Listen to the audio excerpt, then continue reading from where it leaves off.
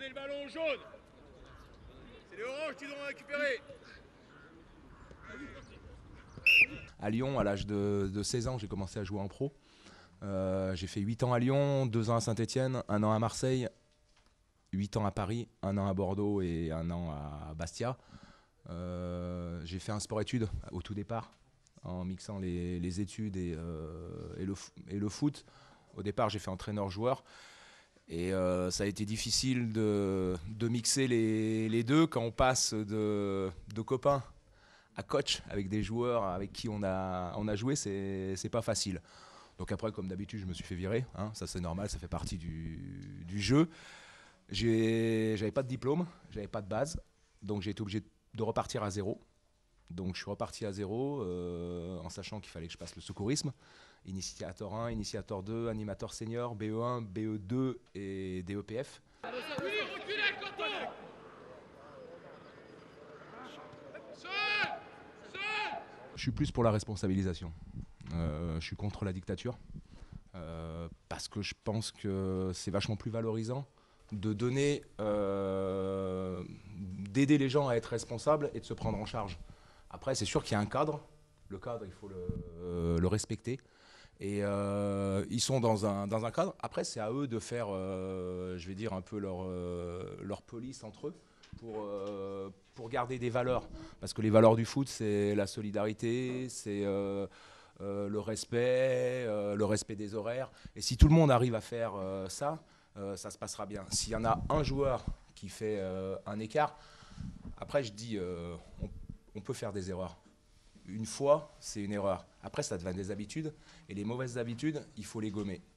Et je crois qu'on arrive 10 fois mieux à s'en sortir dans ce sens-là, parce qu'on se prend en charge, parce que les mecs, ils vous font confiance. Et quand ils vous font confiance, je pense qu'il faut leur rendre. Après, il y a toujours des mecs qui passent à l'écart. Mais je pense que c'est pas intéressant de te dire, voilà, toi, tu fais comme ça, tu fais comme ci, tu fais comme ça. Dans chaque groupe, il y a des règles communes.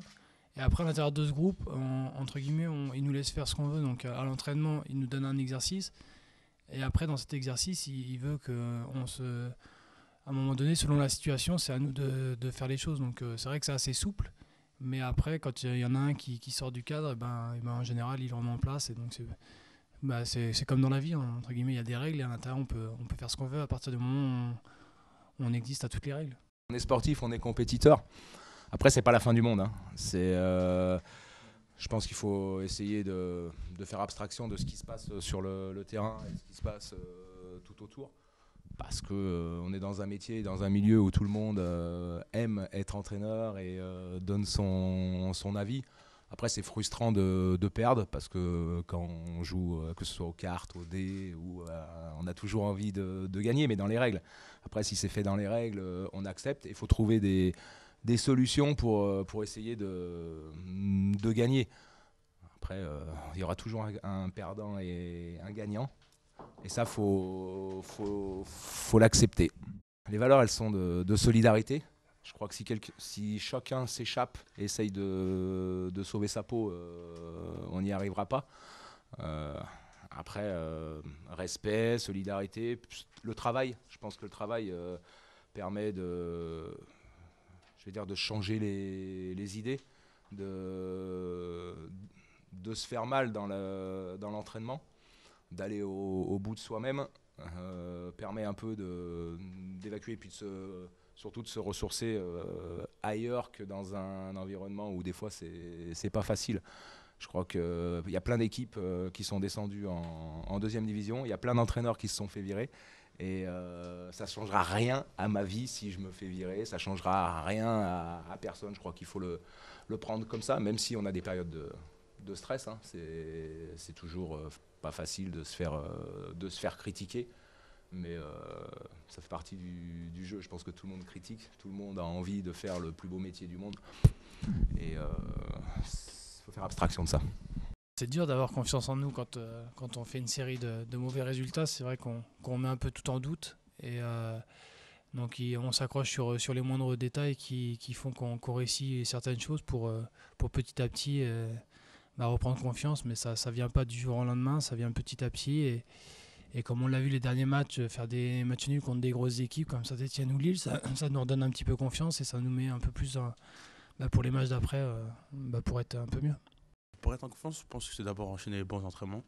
Je pense que ça permet d'engranger un peu de confiance pour les matchs. Après, ouais, pour le week-end, je pense que c'est d'abord d'être solide, d'enchaîner des bonnes performances.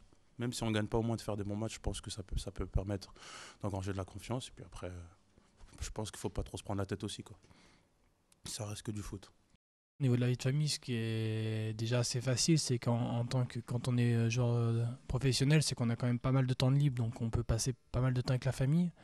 Donc c'est-à-dire quand dans la semaine, par exemple, on s'entraîne souvent que le matin, donc on a souvent l'après-midi pour faire la sieste et être avec les enfants. Après, il y a des périodes de stage où on part en une semaine, 15 jours. Donc là, on voit un peu moins souvent, mais après, on se dit qu'on a quand même la chance de faire du football et d'avoir beaucoup de temps de libre avec notre famille. Donc tout se passe super bien en fait. C'est même plus facile que des gens qui travaillent en usine.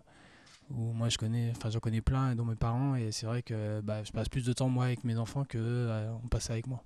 Dès qu'on est un peu sollicité, on essaye de participer, que ce soit à des petites manifestations ou comme la semaine dernière avec le coach, on a été dans une section de judo, donc juste pour aller rencontrer des enfants. Mais après, souvent par mail, où on est des fois contacté, donc on répond. Plus après, des passions en dehors du football, on en a tous, que ce soit avec les enfants ou sans les enfants, mais ouais, on en a tous. Mais c'est vrai qu'on essaie de répondre au maximum aux attentes des gens, même que ce soit les signatures ou des trucs comme ça, on essaie d'y aller parce que ça fait partie aussi du métier et on sait on a tous été enfants, on a tous rêvé un peu d'être footballeurs et on voyait les professionnels un peu comme des stars et c'est vrai que maintenant qu'on est de l'autre côté, on essaie d'apporter nous ce qu'on voyait avant.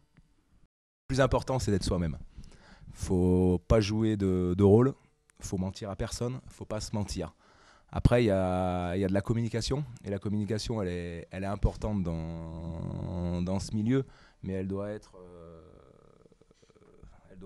maîtrisée. Après, par rapport aux exemples, c'est vrai que c'est des exemples. Et en étant passé de l'autre côté de la barrière, en ayant été joueur dans des grands clubs, les gens ne savent pas la difficulté, ce que c'est d'être professionnel.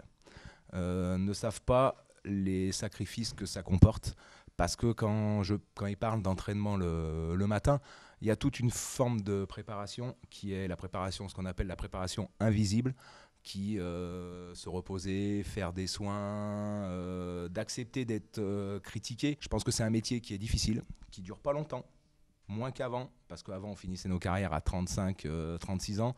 Maintenant je pense que les carrières elles vont s'arrêter à 30 ans, parce qu'avec le chômage, le nombre de clubs qui arrivent, le nombre de chômeurs qu'il y a dans les clubs professionnels, ça va être de plus en plus difficile. Après c'est d'être, comme je disais, c'est d'être soi-même et d'être vrai. Faire beaucoup preuve d'humilité et ça se passera très bien.